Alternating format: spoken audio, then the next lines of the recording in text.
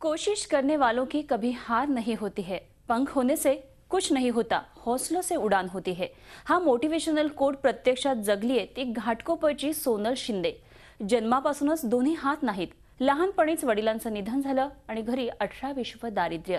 या सगळ्याला सोनल पुरून उरली। तिला 10वीच्या परीक्षेत तब्बल 94% गुण मिळाले।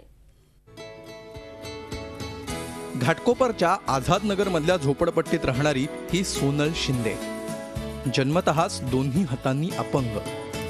आतापर्यंत तिच्या हातांची 8 ऑपरेशन झाली आहेत। लहानपणीच वडिलांचं छत्र हरवलेलं, घरातली परिस्थिती अगदीच बेताची। आई घरकाम आणि शिवणकाम करून घर कसबस चालवते आणि 3 मुलांची पोटं भरते। परिस्थिती इतकी बिकट असतानाही सोनलनं 10वीच्या परीक्षेत तब्बल 94% मार्क्स मिळवलेत। माझे हे सर्व श्रेय आईला, गुरुजनांना, सर्व अभ्युदय विद्यालय शाळेला जाते।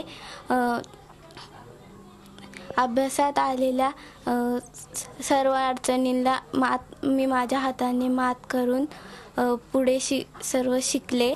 मला म्हणजे सर लोकांनी पण सगळ्यांनी सपोर्ट केला चांगला।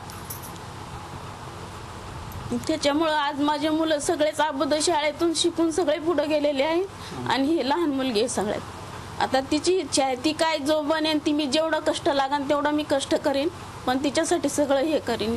सकाळी 3 वाजता उठून छोट्याशा खोलीत अभ्यास करायचा, मग शाळेत जायचं। कुठलाही क्लास लावायचा म्हटलं तर पैसे नाही, त्यामुळे शाळा आणि घरचा अभ्यास एवढ्या जोरावर सोनलनं हे यश मिळवलंय। तिच्या सगळ्या शिक्षकांनी घरी जाऊन तिचं अभिनंदन केलंय। तिने ज्या जिद्दीने हे सर्व केलं त्या जिद्दीला निश्चितपणानं सलाम केला पाहिजे, कारण तिला मिळालेले मार्क्स जे आहेत ते 94.20 एवढे आमच्या दृष्टीनं भरघोस आहे। बिकट आर्थिक परिस्थिती आणि अपंगत्व असा दुहेरी संघर्ष सोनलनं केलाय आणि ती एक प्रेरणा ठरली आहे।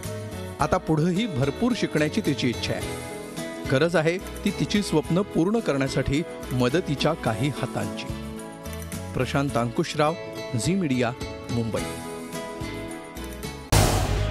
झी 24 तास रहा एक पाऊल पुढे।